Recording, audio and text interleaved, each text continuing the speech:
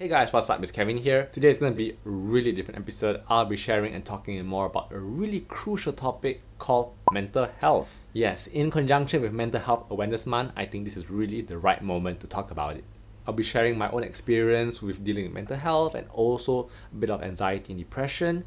Now, most of you may think, wow, Kevin, I didn't expect you to experience any of those. Yep, I'm human too, and I do experience some of those negative ups and downs in life. Now, many people know the term mental health, but what does it actually mean? The definition from WHO states this. It's quite lengthy, but the part I like to stress on is coping with normal stresses of life. Yes, so what most people don't realize is if you don't take care of your mental well-being, it actually affects how you are able to carry out your daily life, your capabilities, and also how you just normally act. It's all connected, your mind and your body. And the sad thing is society isn't giving much emphasis on mental health, particularly to youth, because they seem to focus on other things. What they don't know is actually the lingering effects does carry forward to your adult life, and it really does actually cause quite a bit of distress as you grow older. It's particularly prevalent in Asian culture, especially Malaysia, where we don't talk about our feelings or our emotions. It's always buried. And sometimes the more you bury it, the worse it gets, because when you bubble up all your pent up emotions, it may explode one day sooner or later. I have always grown up having a bit of anxiety in my life. A simple explanation of anxiety is the constant feeling of fear or worry, which can be mild or severe. Now, I think this is something that everyone goes through because you do have a sense of fear in your life, particularly when you're experiencing something new. Growing up, I guess I had so much worry, particularly in a very competitive and performance-driven environment. And as a child, you always are expected to do well. And if you don't, it may cause some drawbacks. As you grow older, you realize that if you don't perform well, your expectation is that something bad will happen. So for me, I guess that I'm constantly always anxious or maybe fearful that I need to perform well in every area of my life. Exams were one major thing. Many late nights, cramming and just burying my face in books. Sometimes even before the exam starts, I'm just sweating or so nervous. And the more you worried, the less you actually function that well because you're so preoccupied, thinking of the undesirable consequences that you don't even perform well in the end. So it's more like a vicious cycle.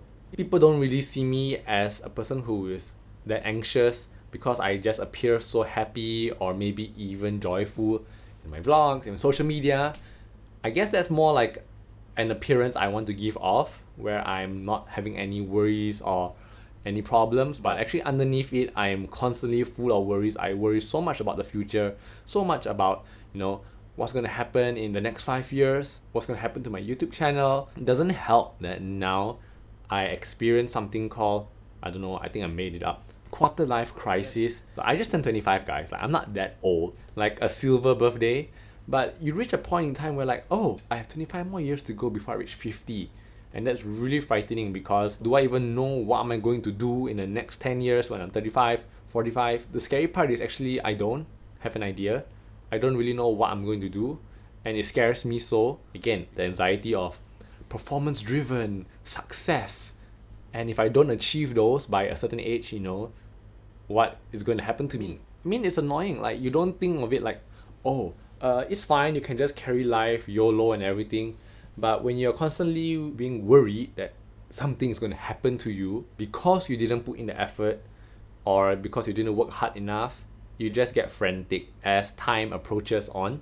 So I'm not sure if I'm the only one experiencing this. Quarter life crisis is scary. Like, you see some of your friends, especially my age, they're getting married, having children. It all comes down to how do you manage your expectations? Can you live up to what you're experiencing or justify it? This is getting pretty deep, isn't it? Well, don't worry, we're going to go to the next topic, which might be even deeper. We're going to talk about depression. Now, this is a very famous term most people have heard. They have friends or family members who say they're going through depression, but what does it actually mean? Depression is a feeling of constant sadness and loss of interest in activities, particularly in normal life. So there's actually a clear distinction between depression and anxiety. Most people mix them up, they think they're the same thing. But I feel that depression doesn't have that fear and worry factor. It's more like the sadness spectrum.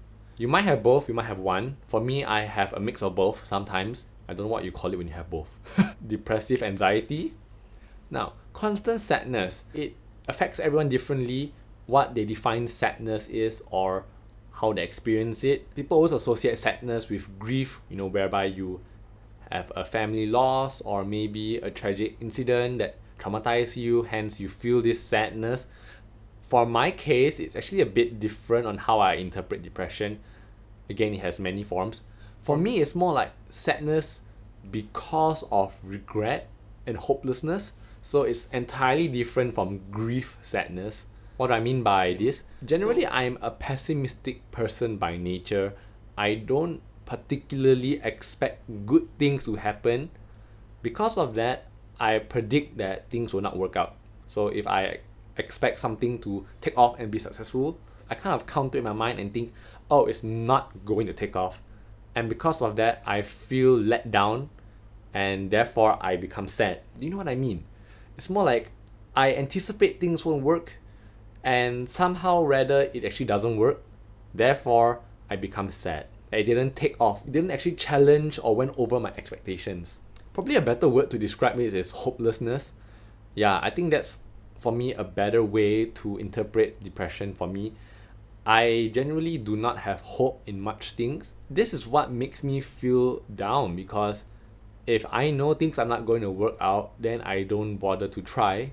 Or if I'm in the midst of doing something, like let's say a hobby or maybe an activity, and I know it won't work out, therefore I'm kind of stuck in the activity that I know is not going to work. It's almost like there's no hope to even continue doing it, if you know what I mean, but you're actually stuck in it.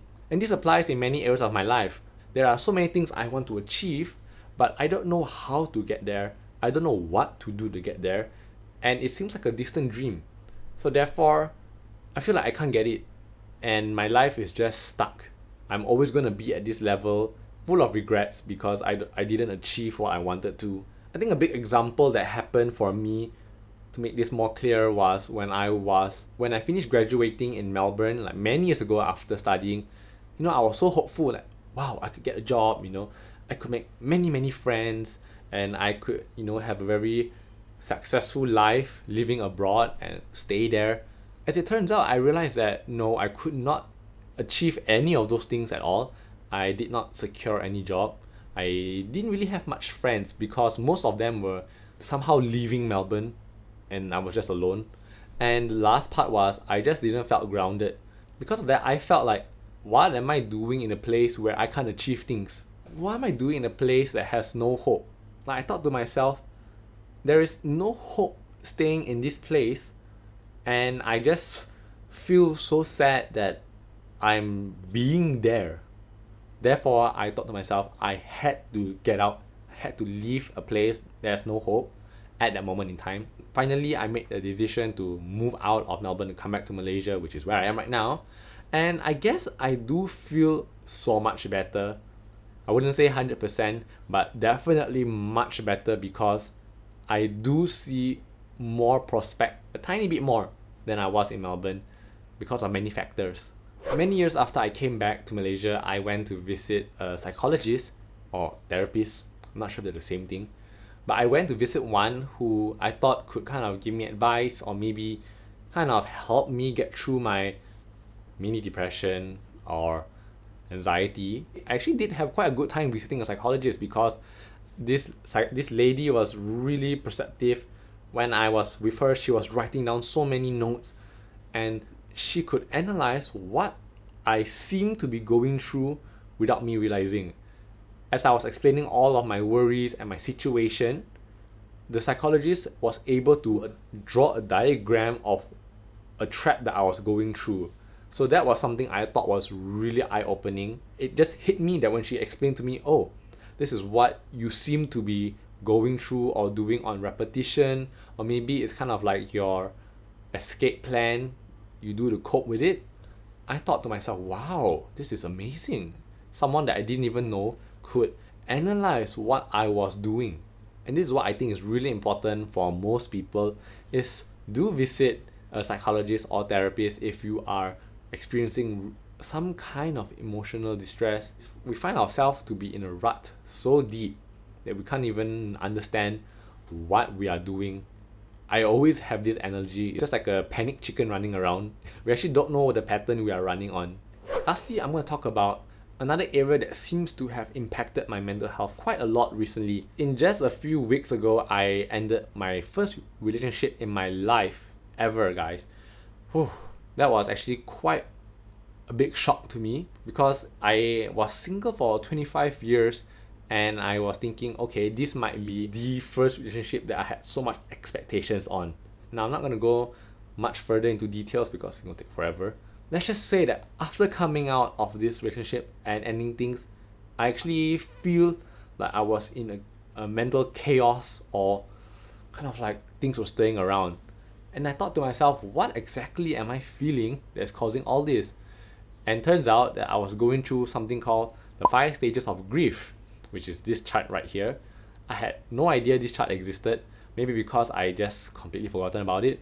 But this does actually impact my mental health because I just felt so lifeless. And I'm not sure if I was depressed, but I just didn't even feel like doing much things. I didn't feel like meeting my friends. I didn't feel like playing the piano, which is what I enjoy. I didn't even feel like vlogging, which is also something very shocking. I just didn't have the energy to do anything because my whole mental state was just so crumbled, and I just needed time to get myself back together. It takes a while to actually go through this stage. Some people say that you take months to get out of a relationship grief, but I feel like, it's just something that I want to get it over with ASAP, although I don't think my mind can actually do what I want it to do. This is something that I think most people also don't realize, that their mental health is being affected by relationships, and especially when you endure so much things, it takes a toll on you. Make sure you have the outlet to kind of outpour all of your sentiments. So far I've been coping well, I guess, mostly seeing my friends now and just trying to get through it. It takes a lot of courage to admit to yourself what you're going through, whether it's anxiety, depression, or even other things. Which leads to my last point: what are some simple ways to cope with any of these issues that you're facing? So from experience, I find that talking to my friends about how I feel, or maybe even doing activities that are easy to do, I think those are something that can help take your mind off things and kind of bring you back down to ground yourself. Make sure you also have a support group near you to kind of connect to. Sometimes it can be family, it can be friends, someone that you trust. Share all of your experiences and they can maybe advise you or just give you support. Don't do things alone because it never ends well. There are days where I'm just like stuck in this room by myself, holed up because I'm just so absorbed in my own thoughts to even leave, and it just accumulates like a giant black mess or bubble. And then I come out of the house and realize there's so much life, so many things to enjoy. Don't let yourself be pulled down or weighed by all of these negative things that you can do without. Again, I'm not a professional psychologist. I'm not a professional in mental health. Do seek a legitimate and professional advisor if you're experiencing something really severe. I am just a normal person going through the same things I said. Alright, so that's the end of my mental health awareness kind of topic from my own examples. I hope this enlightens you, and make sure you do take care of what goes on here and also your emotions. I'll see you guys next time. Bye.